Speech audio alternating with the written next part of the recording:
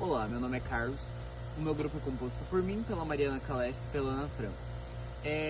Durante as aulas de morfologia e anatomia vegetal, a gente desenvolveu algumas lâminas e algumas visualizações da família Cactaceae, que nada mais são do que cactos. Mais específico, o Opuntia ficus, que foi o nosso objeto de estudo durante as aulas práticas, mas também a gente pode se aprofundar um pouco mais na questão da palma forrageira e da pitaia, que também pode ser citada. A pitaia sendo como exemplo algo comum que a gente encontra nos mercados, que dá aquela fruta bonita, rosa ou amarela, e também a palma forrageira, que tem interesse zootécnico, que é muito utilizada na alimentação em áreas de clima árido ou com poucas chuvas. A parte do Opuntia ficus, que seria a pera espinhosa ou cacto palma, ela seria mais a parte ornamental, tanto que durante as análises em laboratório das lâminas, a gente conseguiu observar partes como os taninos e cristais, ou melhor, mais específico os cristais, pois os taninos não são visíveis no microscópio. E a parte de cloroplastos, que são tanto o que dá a cor verde para a planta, quanto o que faz a parte de fotossíntese.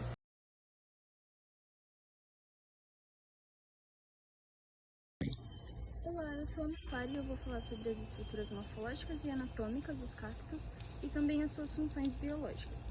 E todas as funções biológicas dos cactos, elas são bem específicas, tanto as internas quanto as externas, elas são bem específicas para garantir a adaptação deles ao ambiente, a proteção e também a economia de água. Então, falando das estruturas morfológicas, os caules, eles não têm aquelas folhas do jeito que a gente conhece. Isso daqui que a gente está vendo são os cladódios, que são na verdade caules adaptados para armazenar água e nutrientes e também fazer a fotossíntese. E é por isso que eles possuem essa coloração verde, pois indica a presença de clorofila, que é necessário para fotossíntese. As suas folhas mesmo, vão ser reduzidas como forma de espinhos ou então até inexistentes, como é o caso dessa daqui. Ele possui as areolas, que são esses redondinhos, mas não possui espinho. Já essa daqui possui, eles são bem pequenininhos, mas tem. E tem também a forma de ficar tipo naqueles pelinhos, que aí você consegue às vezes até passar a mão. Esses espinhos já são bem pontudos.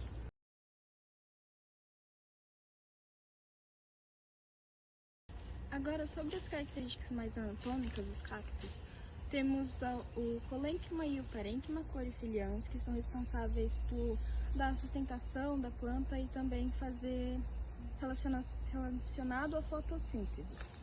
Aí, o xilema e o floema, eles são responsáveis e desenvolvidos para fazer o transporte de água e nutrientes, e também as raízes dos cactos, elas são muito ramificadas, que são uma característica adaptativa justamente para conseguir armazenar a água e nutrientes rapidamente quando chove ou quando tem alguma rega.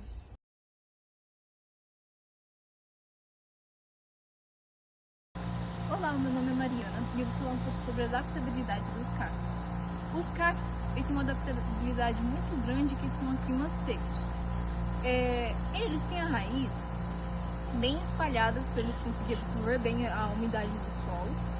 Eles têm os caules bem carnudos, que eles conseguem armazenar bem água em seus caules. E as folhas deles foram substituídas, não assim substituídas, mas modificadas por espinhos. Então, os espinhos são folhas, mas só que folhas modificadas.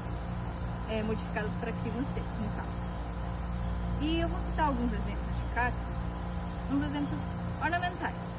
Exemplos de cactos ornamentais seria o rabo de macaco, a flor de maio, o maracnandu e outros, entre outros.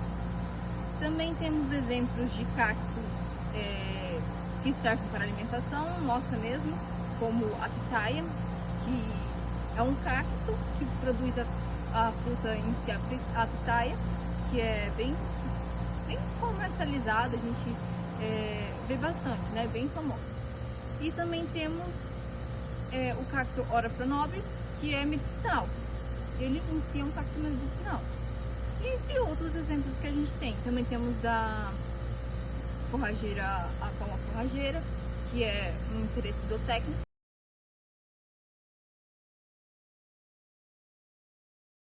Para concluir tudo, então, vou olhar para um lado assim, morfológico, anatômico e vegetal.